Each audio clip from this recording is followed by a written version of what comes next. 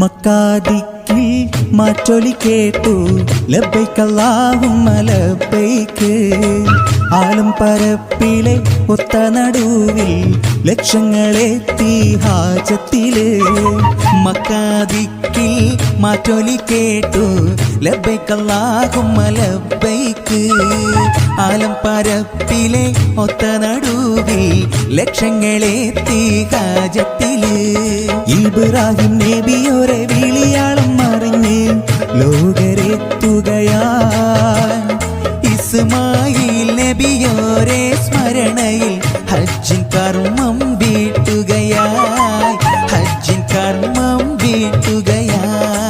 മക്കാദിക്കിൽ മാറ്റൊലി കേട്ടു ലബ്ബൈക അല്ലാഹുമ്മ ലബ്ബൈക്ക്. ആലം പരപ്പിലെ ഒത്ത നടുവിൽ ലക്ഷങ്ങളെത്തി ഹാജത്തില്.